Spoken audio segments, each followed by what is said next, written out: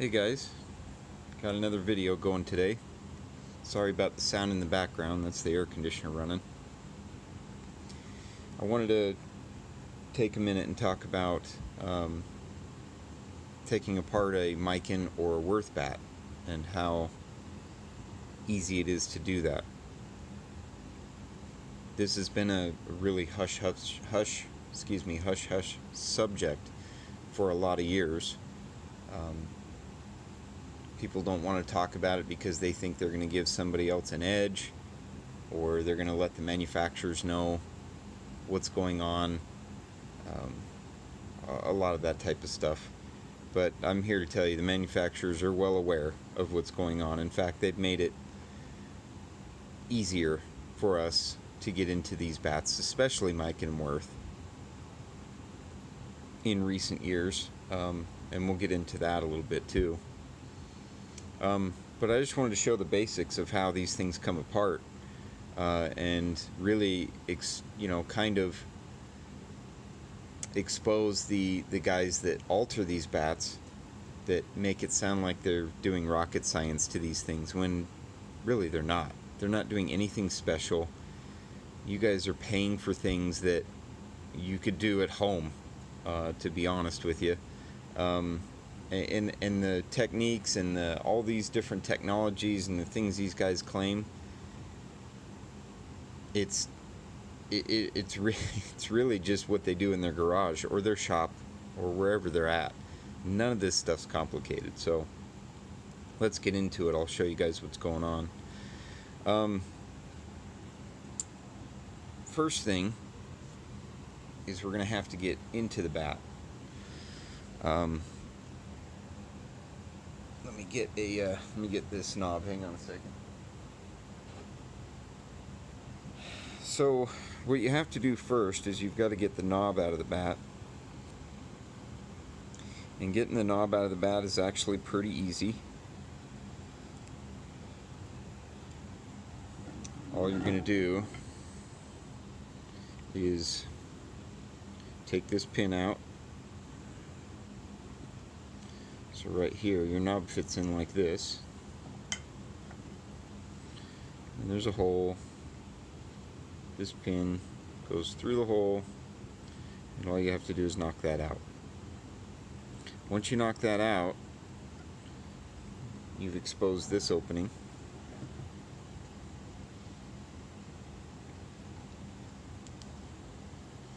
Let's see if we can get a light in here so you can see it. Kind of hard to position this here, sorry guys. So that's all that is. Inside of there is this weight. Now this is super light. This is a piece of aluminum. I don't even think this thing weighs an ounce. It might weigh at an ounce. Really, really lightweight. All this is basically to plug this hole and then give a small amount of weight back in the handle to kind of fine-tune the final weight. It's really small, like I said. I mean, I'm pretty sure it's under an ounce. I might even be able to grab the scale and we can check it here. But this weight has these little nubs on the sides of them, and that's basically how this weight holds itself inside the bat. It's just wedged.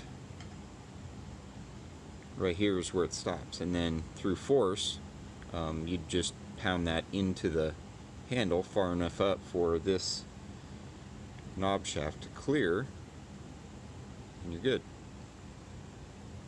Now, usually underneath the knob, underneath here, so between this knob and the weight sitting up in here, roughly, usually there is some adhesive or whatever you'd like to call it in between the pin and this weight. In order to get through that, you're just gonna essentially just break through it, and once you break through it, you get to the surface of this. So from this knob weight all the way down through the handle and into the barrel is just hollow space. And I'll show you that here. I'll see if I can get a snapshot. And we'll talk about what's going on inside this bat here in a minute too, but down inside there, hopefully you can see kinda. Let's do this. So down inside there, everything is just really hollow all the way down through the barrel and into the handle.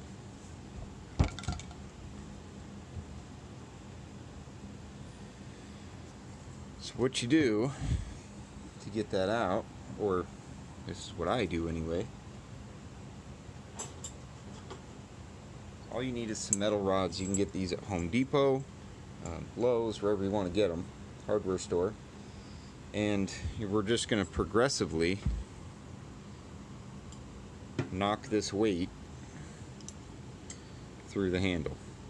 So slowly, all the way up, all the way until that knob, or that weight, falls into the barrel. Once it's in the barrel, you've got your end cap here, right? Your end cap is pressed into place and sitting flush, and now you have this knob weight. Let's put this in here, I'll show you what I mean. So now you have this weight. Assume the cap is flush, and now you have this weight inside the barrel. Well, that's not a big deal. All you have to do now is get this cap off. Once you get the cap off, you have access to the inside of the barrel, and you can retrieve the knob weight. So there's ways to get this cap off very easily without damaging it.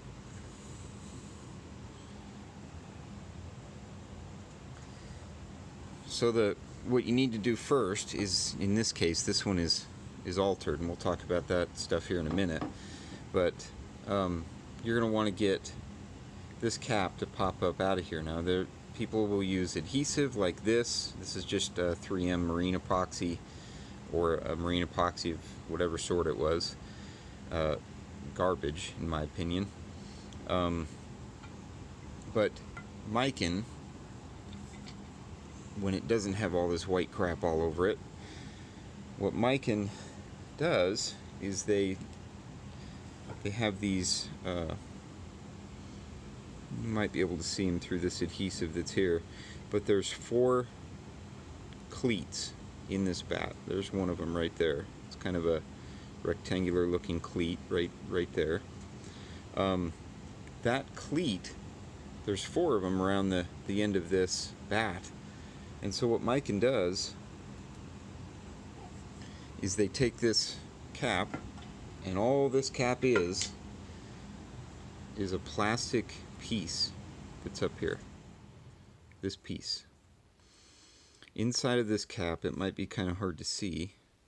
You'll notice some weight and kind of this hard material, or adhesive, whatever you'd like to call it, epoxy, whatever name you want to call it, is basically put into the handle down through the barrel and goes into those cleats and fills up around this plastic piece that they put in there. And you can see the plastic cap. So right here you've got the top of the cap, and then right here all that is just plastic. It's empty space, plastic. And when they fill this bat up, or this, not bat, when they fill this cap up with the material to add the end load and the weighting, that's what that is. Miken over the years has used bits of metal, little chunks of metal. In this case, it's BBs, just iron shot is all it is to get that weight that they're looking for. The weight that this bat is, the way it sits right now, is what you would consider the raw weight. So you have a handle and you have a barrel, but you have no knob, no weight on the handle, and no weight at the end of the bat. So what we're doing is we're adding weight here, which is probably about 1.5 ounces, maybe a little bit more, and then around 1 ounce, maybe a little bit less on the knob weight. So that's how you get your final weight. So back to these small cleats inside of here. Once you break the cap free, again, you have access to the barrel and all the way down through the handle. What you don't want to do is you don't want to change this area, this diameter, around the end of the bat. If you change that diameter, this cap will not fit in here properly. Right now it has a really snug fit to it, and that's what you want to be able to put the cap back on. So just like that.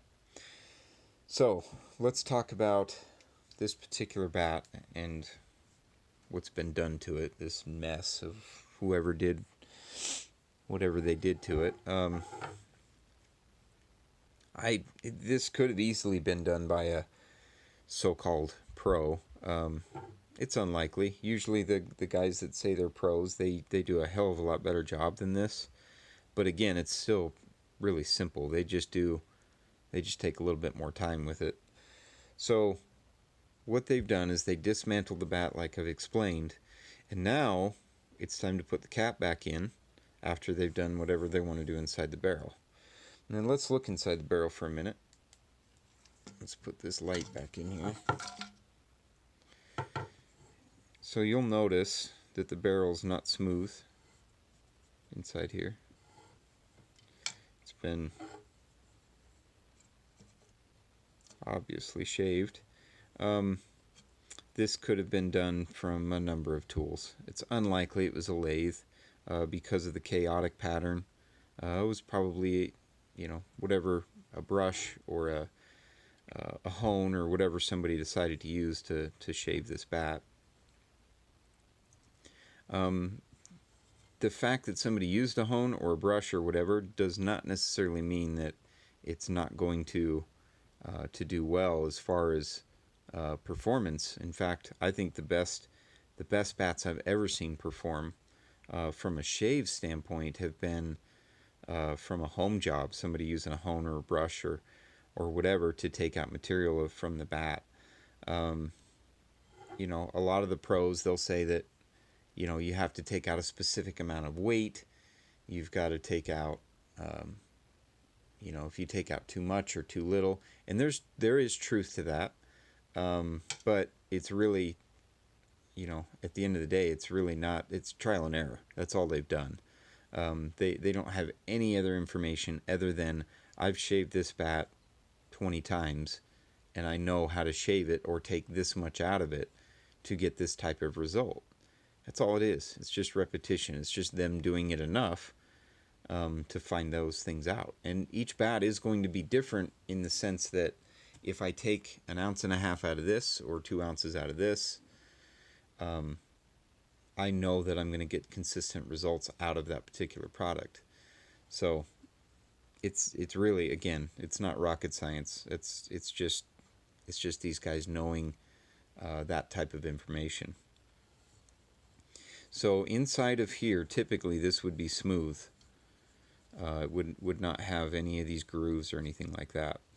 The other thing it would have, and Miken has been doing this in recent years, is down the barrel you'll have a piece of basically embedded into the barrel is there'll be like a white piece of tape that will identify this particular bat. It'll be usually like a 3-digit number, like a 236 or a whatever it's going to be, and that indicates that this bat 236 is a Miken DC41 USSSA model.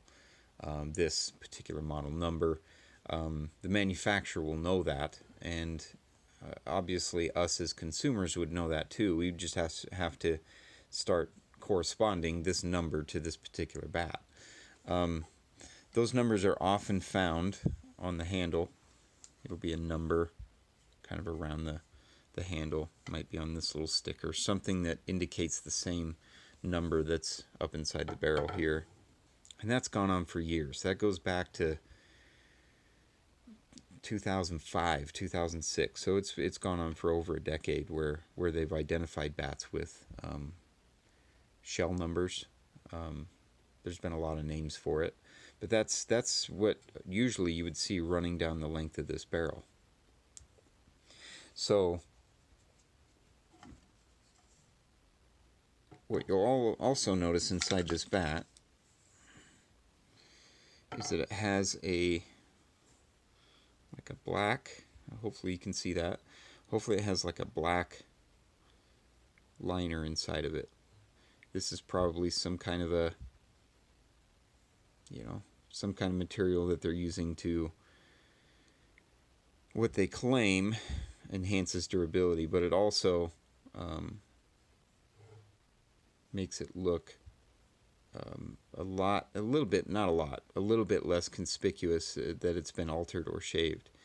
Somebody that does not know what they're doing or is uneducated about this type of stuff, they could possibly look inside this bat, they see a black liner, and they go, that bat's not shaved, because they don't understand that underneath that black liner the bat was shaved. See, typically when a bat is shaved and there is no liner like this, you'll get kind of that gray haze. That's the scratch marks, tooling marks, lathe marks, whatever you want to call them, is going to be into that surface, and it'll look kind of like this gray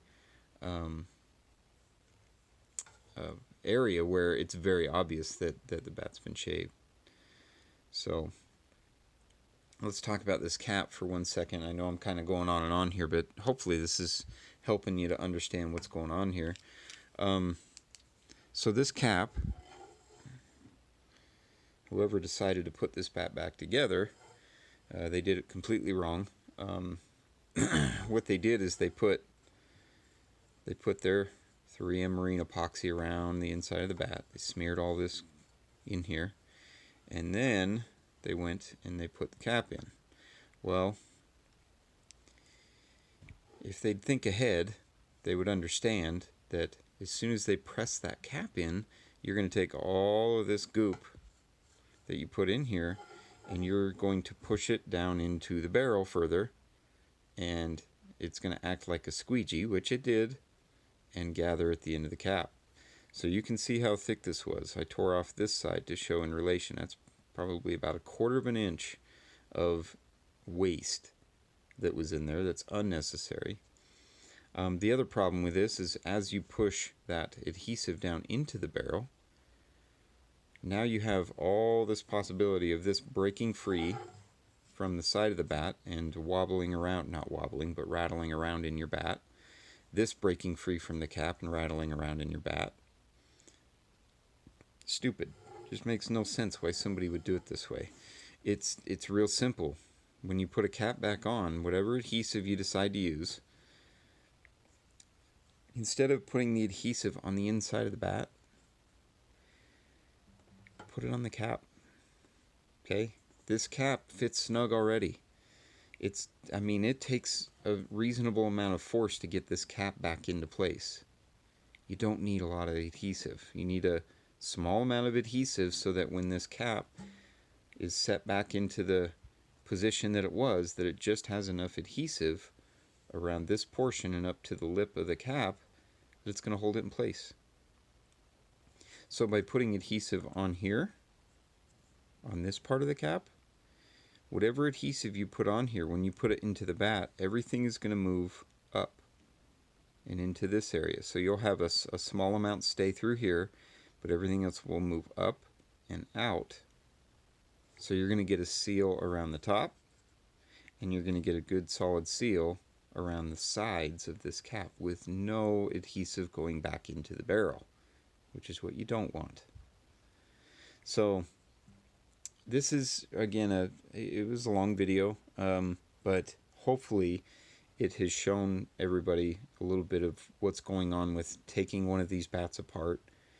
what an altered one looks like, how to put these things back together, how easy it is. It's really simple. I mean, it's like I explained, you can get the things that you need from a hardware store with 10-15 bucks. Um, some adhesive, a couple pieces of steel rods like I showed you, and you can get in or out of what you want to do with this bat, if you want to shave it or whatever you're going to do with it. Um, what I use this for is educational purposes, so people can see this. But when I got into a lot of these bats, it was to determine if it was altered or not. I wanted to understand what people were doing, and I can't tell you how many of these I've opened up over the years. I mean, it's well into the hundreds of all kinds of different models and different manufacturers over these years, and they all have different methods, but by far, it's not even a question that Miken and Worth are the easiest to get into. Um, it's just that simple, going through the handle and popping the cap out. So, um, hopefully, you got some information out of this. I'll continue to make some more videos so that we can get a little bit more education on this stuff. And hope you enjoyed it.